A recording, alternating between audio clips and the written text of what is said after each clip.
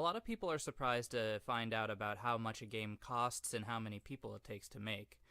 A really tiny game like a mobile game might take 2 to 10 people, anywhere between a month and a year. Now, there's a lot of range there. I'm also not including a lot of the Zynga projects or really, really, really high-end kind of mobile gaming games because those games are actually really highly tuned, and Zynga spends a lot of money in order to get a really good response out of every single game. But typically a small game like that can take up to a year to make. Now, those are professional people, and when I was working with my teams on DS titles, we were working with about 10 people, 8 people, somewhere around there, between 6 and 12 months. These are full-time people working 40 or 80 hours a week in some cases, and it's really important to realize that it takes a lot of work and a lot of communication and a lot of effort in order to work together and make a game like this. Everyone's coming from different avenues. For instance, on most of the games I worked on, the team compositions I worked with are typically 2 game designers, 1 lead and 1 person to back that other person up. And then there would be 2 to 3 programmers, 2 artists, typically the modelers, and then there would be an animator on the team as well. That's also not including the producer who manages the project, and the producer communicates back and forth between the client and the developer. There are a lot of different roles in the game industry, and if you want to get a complete look at what's going on in the industry, I just suggest that you go to either gamasutra.com or another game industry website that has a job listing. For instance, there's Twitter Game Jobs, hashtag Game Jobs. But there's a couple key individuals that you need in order to work on a game project. Now, these aren't going to be in any particular order, although I am a game designer, so I might have a little bit more bias in that area. There are about 4 main groups of people that make up a game project. There are programmers, there are artists, there are producers or support staff, and there are designers. Every game company has a different way of setting up their jobs, and certain people do certain things. For instance, at some companies, designers and producers share a lot of the same responsibilities, where other places, designers and artists share a lot of the same responsibilities. So it can depend on which company you're going to.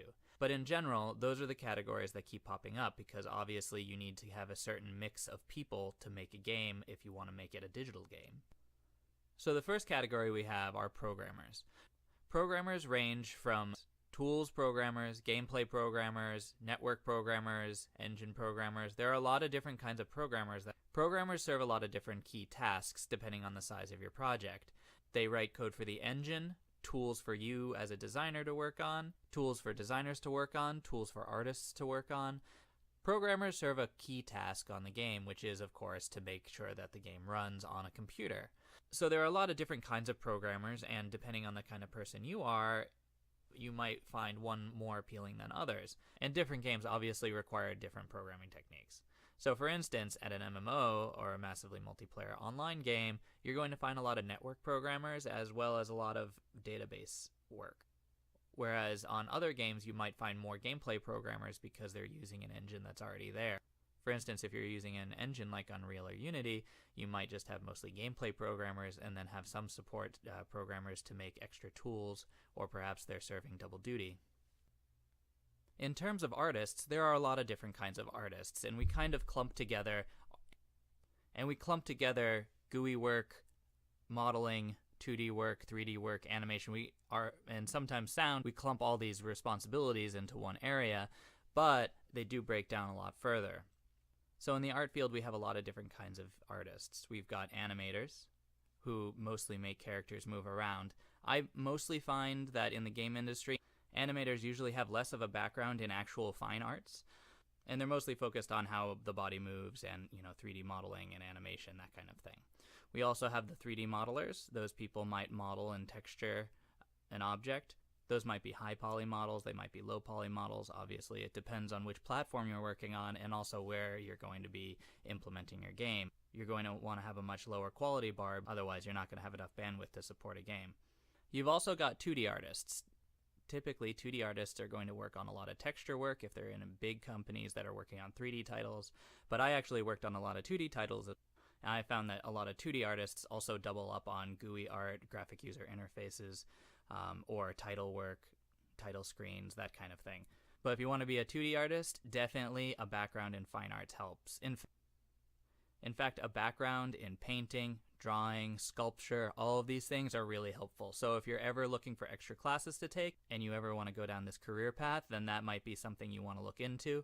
I've met a lot of art directors in my time, and every single one of them, if I ever ask them how do you choose whether or not to hire an artist, they tell me I can teach someone how to use Maya or whatever the tool is that they're using, but I can't teach them good taste. I don't have time for that, and that's what school was for.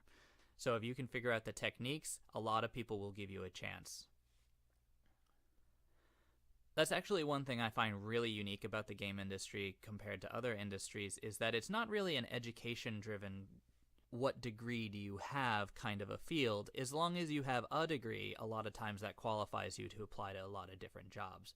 In fact, a lot of companies nowadays are starting to have college degree requirements, but not every company does. They all have different standards, and a lot of the employees and people in the game industry don't actually have college degrees. Now, the reason for that is because back then there was no one teaching programming, so if you wanted to learn it, you had to pick it up on your own. Now, obviously, that means that there's a different kind of mix in the industry. And they value your portfolio and your work, and they really want to have concrete pieces of work. It's one of the reasons why we have a very hands-on style class, because I want to make sure that you have portfolio items that you can move forward with and actually apply for real jobs, or clean up your portfolio and make it into a final game. You can bring it to the market, and you can become famous, rich and famous. Woo! I've also put audio personnel into the art group, and the reason why I did that is because audio people tend to be contract workers. They tend to be working outside of a video game company, and what you do is you just ask them for 30 minutes of music, but 30 minutes of music might not take them an entire year to compose. It might just take them a month or two, so they actually have to work for multiple companies. But within that field, there's going to be a lot of work in Foley work as far as sound effects go and that kind of, and any biff, boom, pow kind of noises. And then there's also musicians and composers.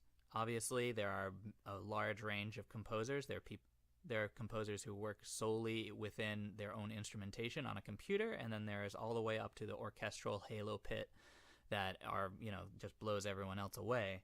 Or the Nobu Uematsu work from Final Fantasy, which started on the computer but then turned into a big orchestral work afterwards because of the success of his music and the franchise Final Fantasy.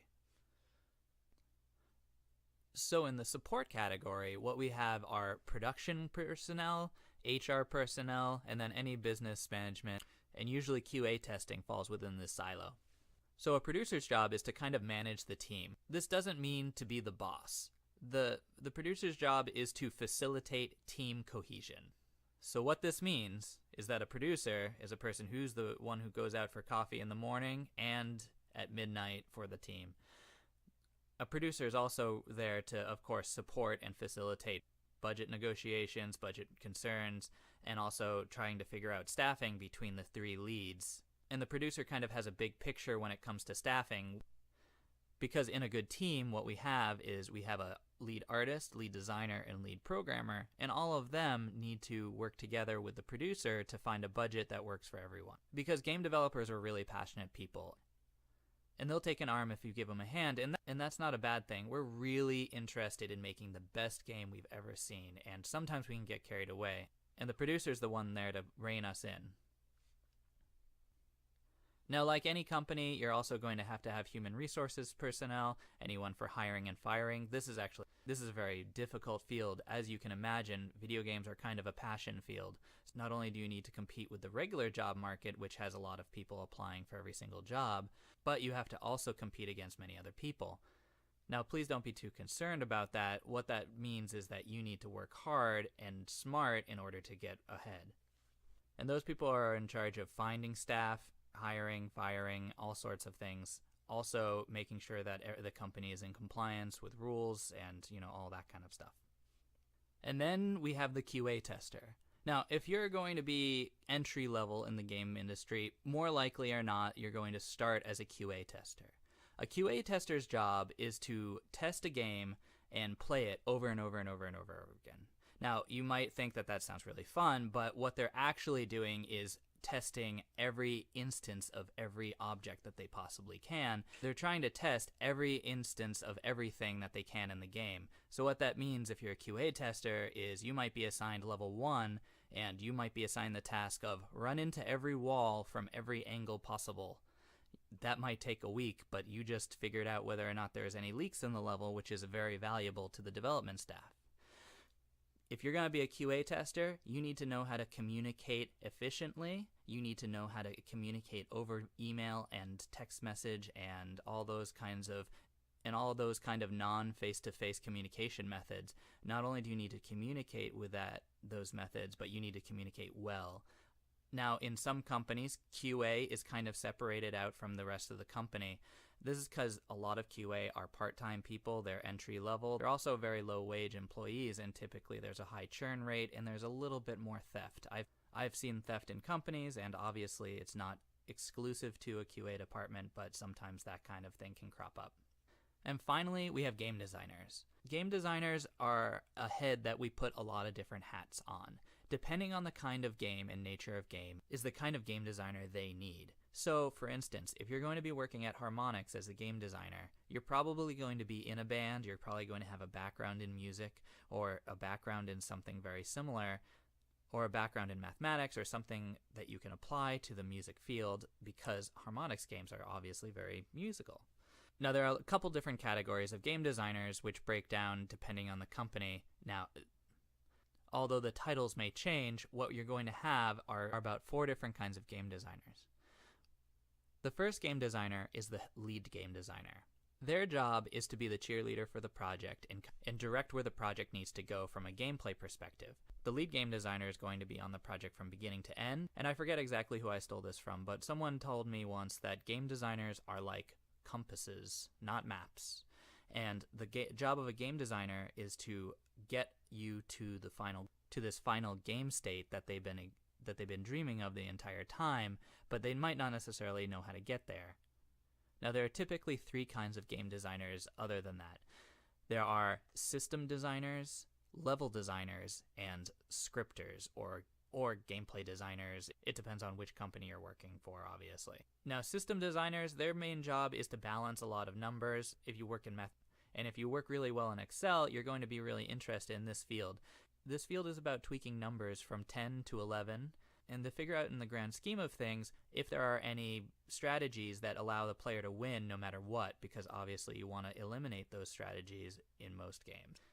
For instance, in Halo, if you change the accuracy rate of a sniper rifle, you're going to dramatically change how that game plays, because you're going to have maps that have large sniper areas that no one is going to use because that sniper rifle is inaccurate now. And you can see where one game can go from bad to good or good to bad really quickly. Now, there are also level designers. Sometimes level designers and 3D artists are clumped together, and typically they have a similar background. And gameplay designers or scripters to figure out exactly how a level is laid out, what art is going to go there, how much art is needed, and depending on the company, the level designer might be actually creating that art. Now, on the other hand, we have the scripter. The scripter is someone who's going to be creating gameplay through code. Typically, this is a visual scripting language in Unreal or other engines. So if you've ever opened up Unreal and started working in Kismet, you might be actually an in-game cinematic designer. You might only be working with camera if you're in a very big game, or you might be working on encounters, or there are many different kinds of things. But what you're doing is making those special one-off moments. And that's actually kind of what a game designer is. A game designer is someone who creates special moments. In programming, what you want to do is you want to create one thing or a few small tools that allow you to do a lot with a little. Whereas in game design, and you're taking those tools and using them in a new way to create gameplay and unique gameplay. Now, if you're looking for a career in games, we're not going to cover too much about that right now, but if you're planning for a game career, I can give you a few starter points. The first one is going to be Gamasutra.com. Gamasutra.com, which is Gamasutra. Gamasutra is going to have a lot of the industry publications and industry jobs. Also has a lot of people who are in the industry who blog consistently and who communicate on the message boards there. It's a really good resource, and it's been around for a really long time. The people who own Gamasutra actually run the Game Developers Conference in San Francisco every year, as well as several other conferences around the world. But if you want a game career, you're probably going to want to move to one of 4 areas: Seattle, Washington, San Francisco, Austin, Texas, or Boston, Massachusetts. The reason for that is there are a lot of game companies in those areas. You're going to also find a lot of game companies in just different areas in the United States. For instance, I worked in upstate New York at a company called Vicarious Visions. That, at the time, was the only video game company around there. The other tool that you're going to probably want to use in your career for searching out game companies is GameDevMap.com. Now, that's actually a useful resource because it lists a lot of companies and a really easy-to-use map, and you can kind of just click around. So if you're from a certain area, you can get started that way. There's also the Game Career Guide website, which is part of the Gamasutra network, and they have a lot of resources on there.